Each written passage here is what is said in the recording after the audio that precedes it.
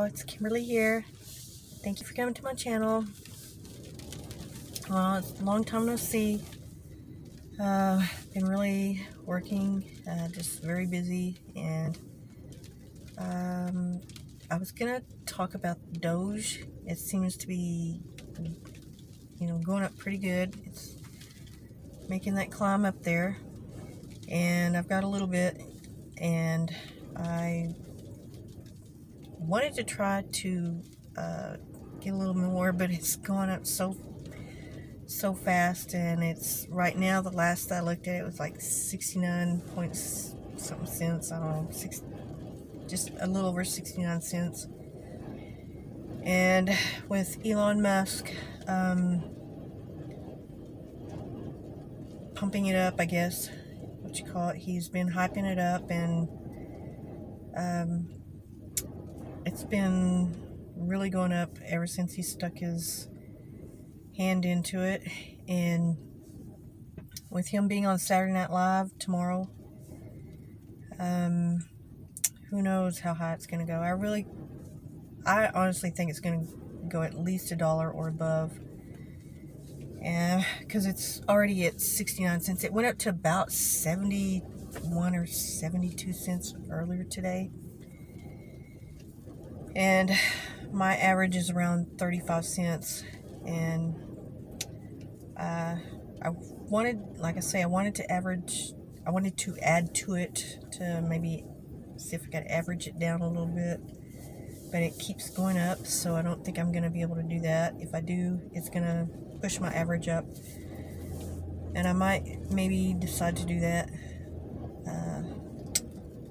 I just don't know. I mean, I don't want to get too invested in one thing. I do have a little bit of the Ethereum, just a tiny bit of that, and then the Bitcoin, I do have a little bit of that, but it's been mainly steady for the past week. It's, hovering around 55 to 57, maybe 58 average. I don't know if y'all can hear. The wind is rocking my car. We've got a dust storm and a little bit of rain coming in, like a little sprinkle. I don't know if you can hear it in the background, but there's some tumbleweeds and dust all blowing by my car. Well, I'm just waiting on tomorrow, see what happens.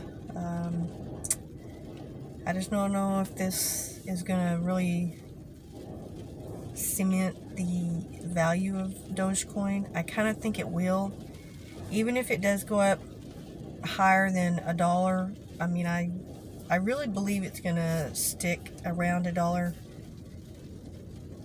Kind of have that support right there.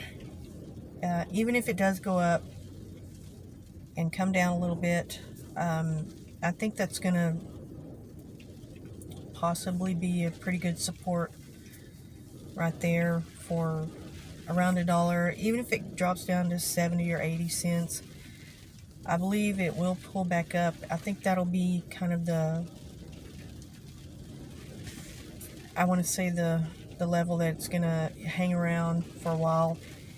And even if it starts to go down even further, I think it's getting so much, so many other people are finding out about it that didn't know anything about cryptocurrency at all. There's people that I've met that I know that they didn't know anything about cryptocurrency, and a lot of people are just now finding out about it because of Dogecoin. The same thing that happened with Bitcoin. A lot of people were like, what is that? And it kind of took a little bit of, research and looking around for me to kind of understand it. I understood it was like a digital asset, and it was kind of, like fake money in a way to me, the way I first understood it, because actually it was being used for like tips and stuff on people's websites for, I mean, they had a little tip jar and you could put, like digital currency in it for if you like their post or something. But now it's, you know, being really used for currency. You can buy Tesla cars with it, or the Dogecoin. Other places have accepted Bitcoin for a while. And I actually saw Bitcoin, I don't even know what it was, like a sort of like an ATM machine. It was in a Walmart here in this part of the country, in Texas where I live, and I'd never seen one before. And I looked at it, but I didn't really, I guess you can use your ATM card if it's connected to your bank, or either if you have some of the Bitcoin transfer cards. I don't know really what they are. I haven't really gotten into that. I kind of don't think of using Bitcoin for purchasing things. To me, it's more of an asset, an investment asset to me, because of the volatility of it. You know, I can't see paying for something that has so much value that could go up. You know, next month it could be worth 10 times what you paid for whatever item. So to me, I just can't see using it as a currency, really. Because I'm sure the people who bought the pizzas back, I can't remember when, allegedly there was some story about somebody buying pizzas with Bitcoin for like, when it was valued at like, I think like 6 or 12 or I don't know what, you know, like a very low amount.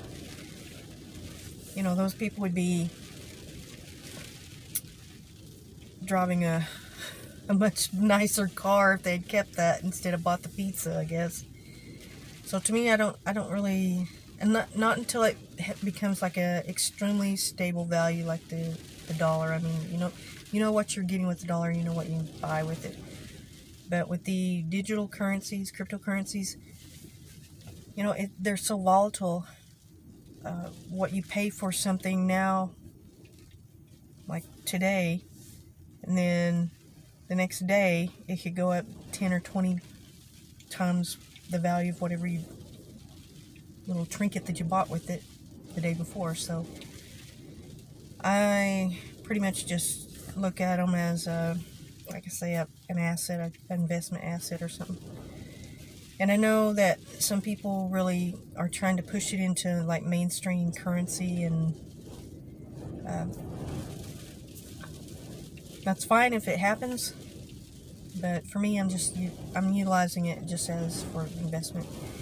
And with the Ethereum that I have just a tidbit of that, and I kind of wanted to put a little bit more into that. I'm kind of watching that, kind of waiting to see if it drops down, if I can take a dip into that again. And the Bitcoin, it's been staying so steady. I think I will probably try to get into a little bit more of that. And if it does go up to, like they're projecting maybe 100,000 or something like that this year, I really think it will go before this year. I don't know if it's going to be spurred on by what's happening with Dogecoin. So there could be, you know, it could go either way, drop down, or, you know, I don't know if it's going to be climbing, because before Dogecoin was following in Bitcoin's shadow. Every move that Bitcoin made, Dogecoin would, you know, pop up. And I kind of measured it, my investment with Dogecoin the past few years. I'd watch Bitcoin and kind of keep an eye on that and kind of analyze that. And I kind of had more trust in it because it was falling in Bitcoin's shadow. But now it's taken off on its own. It's getting its own wheels, you know, it's just moving on its own. And they're not so symbiotic like they have been for the past few years. And so I think this is kind of the reason why I think it's going to hold on to that $1 support. Or even if it does, like I say, drop a little bit before 70, 80, You know, that would be, I think that would be a normal, you know, the normal volatility of a cryptocurrency, especially if it's just now getting a lot of push and a lot of surge from, even if it is from celebrities or other people, that draws in, like I say, other people who've never even heard of cryptocurrency, or people who have thought of cryptocurrency but never really looked into it, you know, and they're just now getting back into that idea, and they've never bought cryptocurrency before, but they've heard of it, because I heard of Bitcoin for years and years before I even bought into it. And I didn't buy into it because I really just didn't understand what it was. And I remember one time I looked it up, and it was just so abstract. I was like, what?